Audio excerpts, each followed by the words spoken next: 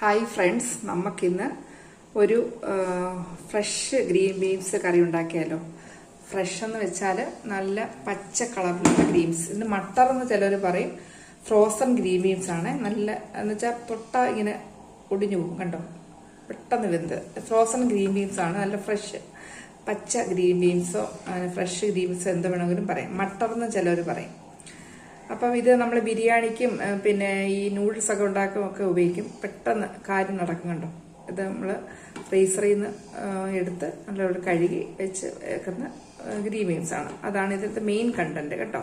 അതിൻ്റെ കൂട്ടത്തിൽ സൈഡായിട്ട് നമുക്ക് ഉപയോഗിക്കുന്നത് ഒരു ചെറിയൊരു ക്യാരറ്റ് ചെറുതായിട്ട് ക്യൂബ്സ് പോലെ അരിഞ്ഞത്, പിന്നെ ഒരു ചെറിയ പിന്നെ ഉരുളക്കിഴങ്ങ്. ഇതൊക്കെ ഓപ്ഷനിലാണ്. ഇതിൻ്റെ കൂട്ടത്തിൽ വേണമെങ്കിൽ ചേർക്കാം. പിന്നെ ഒരു വലിയൊരു സവാള, പിന്നെ ഇഞ്ചി, ഒരു അരമുറി ഇഞ്ചി, വെളുത്തുള്ളി 2 ചെറിയ അല്ലി ചെറുതായിട്ട് നീളത്തിൽ അരിഞ്ഞത്, ഒരു 6-7 പച്ചമുളക്. ഇത് എരിക്ക് വേണ്ടി നമ്മൾ ഇതാണ് യൂസ് ചെയ്യുന്നത്.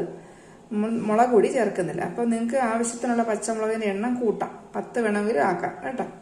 പിന്നെ ഒരു ചെറിയ തക്കാളിയുടെ പകുതി എടുത്തുള്ളേ. അപ്പോൾ തക്കാളി ആവശ്യത്തിന് എടുത്തു. അപ്പോൾ ഇത്രയാണ് ഇതിൻ്റെ കണ്ടന്റ്. പിന്നെ നമുക്കതിൻ്റെ മസാല എന്ന് പറയുന്നത് മെയിൻ മല്ലിപ്പൊടിയാണ്. ഒരു 2 സ്പൂൺ മല്ലിപ്പൊടി എടുത്ത്, 1/4 സ്പൂൺ മഞ്ഞൾപ്പൊടി എടുത്തു, പിന്നെ ഗരം മസാല 1 സ്പൂൺ എടുത്തു. പിന്നെ ഇതിലൂടെ നമ്മൾ കുറച്ച് തേങ്ങ പാലൊഴിക്കാം. ഞാൻ തേങ്ങയായിട്ട് അരച്ച് ചേർക്കുകയാണ്. അപ്പോൾ നമുക്ക് തുടങ്ങാം. ഓക്കെ. ഹായ് ഫ്രണ്ട്സ്, അപ്പോൾ നമുക്ക് കുക്കിങ്ങിലേക്ക് കടക്കാം. ഒരു 2 സ്പൂൺ എണ്ണ ഒഴിച്ച് നല്ല ചൂടായിട്ടുണ്ട്. ഇനി നമുക്ക് ഇഞ്ചി, വെളുത്തുള്ളി, കറിവേപ്പിലയും കൂടെ ഒന്ന് വഴറ്റിയെടുക്കാം. നല്ലൊരു മണം വരും.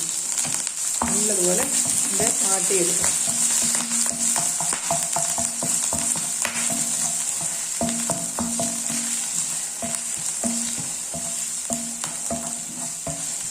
ഇത് വാടിയിട്ട് വേണം നമുക്ക് അടുത്ത ഐറ്റംസ്. നമ്മുടെ സവാള ഇടണം. അപ്പോൾ സവാളയും പച്ചമുളകും കൂടി ഇട്ട് ഇത് നല്ലതുപോലെ ഒന്ന് നല്ല ഒരു ഗോൾഡൻ കളറിൽ വഴറ്റണം.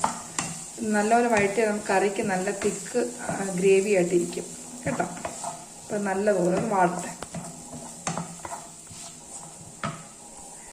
ഹൈ ഫ്രണ്ട്സ്, അപ്പം നമ്മുടെ ഉള്ളിയൊക്കെ ഒന്ന് ഇതുപോലെ ഒന്ന് വാടി നല്ല ഗോൾഡൻ കളറൊക്കെ ആയി. ഇനി നമുക്ക് എന്താ ചെയ്യുന്നത്, മസാലകളെല്ലാം ചേർക്കാം. നേരത്തെ എടുത്ത് വെച്ച മല്ലിപ്പൊടി, മഞ്ഞൾപ്പൊടി, ഗരം മസാല, ഇതെല്ലാം കൂടെ ഒന്ന് ആഡ് ചെയ്യാം. അത് ആ എണ്ണയ്ക്കകത്ത് കിടന്നൊന്ന് മൂക്കട്ടെ. ഇതിൻ്റെ പച്ചമണം മാറുന്നവരെ നല്ലതുപോലെ മൂപ്പിക്കണം.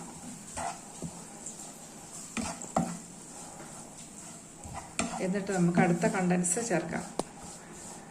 ഇതിക്ക് നമ്മൾ പച്ചമുളക് ചേർത്തിട്ടുണ്ട്. വേണമെങ്കിൽ ആവശ്യമുള്ളവർക്ക് മുളക് പൊടി ചേർക്കാം. ഞാൻ ചേർക്കുന്നില്ല. നമ്മുടെ ആ ഒരു ഗ്രീൻ ബീൻസ് സ്റ്റൂ, അതിൻ്റെ ആ കറിക്ക് ഒരു പൂർണ്ണത വരണമെങ്കിൽ നമ്മൾ പച്ചമുളക് മാത്രം ചേർക്കുന്നതായിരിക്കും നല്ലത്.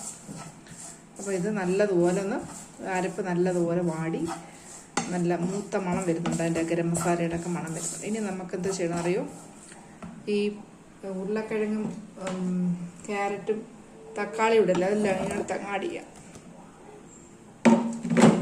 അതൊന്ന് വഴറ്റാം. ഈ ബാലൻസ് അതിനകത്ത് വെളിച്ചെണ്ണയ്ക്കകത്ത് കിടന്നൊന്ന് ഈ മസാലകളൊന്ന് പിടിക്കാൻ വേണ്ടി മാത്രമാണ്. നല്ലതുപോലെ ഒന്ന് ഇതിനകത്ത് നമ്മൾ ഉപ്പിട്ടോണേ. ഉള്ളി വാട്ടുമ്പം തന്നെ ഞാൻ ഉപ്പിട്ടായിരുന്നു. അതിൻ്റെ കാര്യം വിട്ടുപോയത്. ഉപ്പ് ആവശ്യത്തിന് ഇട്ടോണേ. അതിൻ്റെ അളവൊന്നും പറയുന്നത് നിങ്ങളെ ഓരോ ഉപ്പിൻ്റെ ക്വാണ്ടിറ്റിയാണ്. അപ്പം ഞാൻ 1 സ്പൂൺ ഉപ്പിട്ടിട്ടുണ്ട്. പിന്നെ വേണമെങ്കിൽ ചേർക്കാം. അപ്പോൾ നമ്മൾ ഉള്ളി വഴറ്റുമ്പം ആവശ്യത്തിന് ഉപ്പ് ചേർത്തോണം.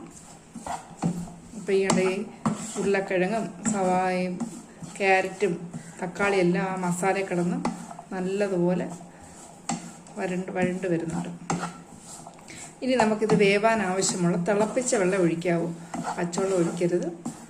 ആവശ്യത്തിനുള്ള വെള്ളം ഒഴിക്കാം.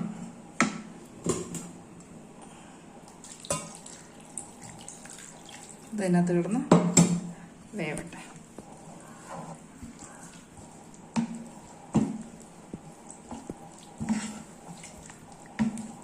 അപ്പം അടച്ചു വെക്കാം. ഈ സമയം കൊണ്ട് നമുക്ക് തേങ്ങ അരച്ചുകൊണ്ട് വരാം. ഹായ് ഫ്രണ്ട്സ്, അപ്പോൾ നമ്മുടെ ക്യാരറ്റും ഉരുളക്കിഴങ്ങും എല്ലാം വെന്ത് ഇങ്ങനെ ഒന്ന് വിളിച്ച് നോക്കുമ്പോൾ വെന്ത് അങ്ങനെ അറിയാൻ പറ്റുമല്ലോ.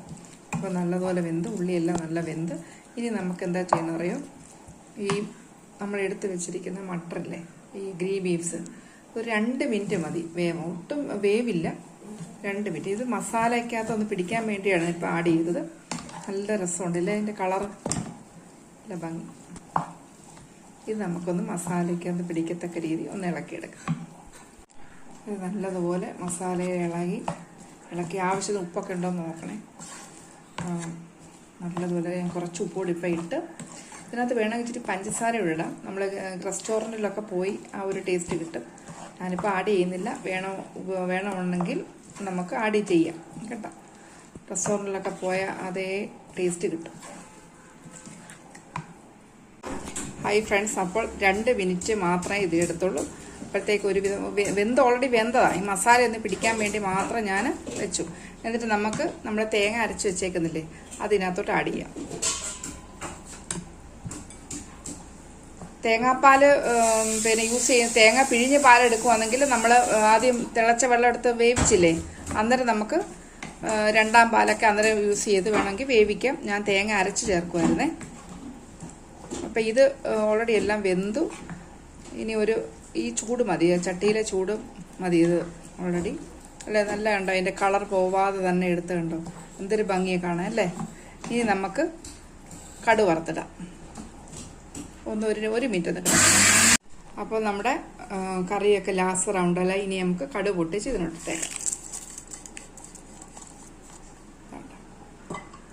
അങ്ങനെ ലാസ്റ്റ് നമ്മുടെ ഗ്രീൻ ബീൻസ് പച്ചക്കറി, അല്ലെങ്കിൽ നമ്മുടെ ഫ്രോസൺ ഗ്രീൻ ബീൻസ് കറിയോ അല്ലെങ്കിൽ വെജിറ്റബിൾ സ്റ്റൂവോ എന്ന് പറയാം. പക്ഷെ നമുക്കിതിൻ്റെ മെയിൻ കണ്ടന്റ് കൂടുതൽ ഇട്ടേക്കുന്നത് ഈ ഗ്രീൻ ബീൻസ് തന്നെയാണ്. അത് ഈ ഫ്രോസൺ ഗ്രീൻ ബീൻസ് ആണ്. മറ്റേ ഗ്രീൻ ബീൻസ് ആണ് നമ്മൾ കുക്കറിട്ട് വേവിച്ചാലേ പറ്റൂ, കുതിർത്തൊക്കെ ഇടണം.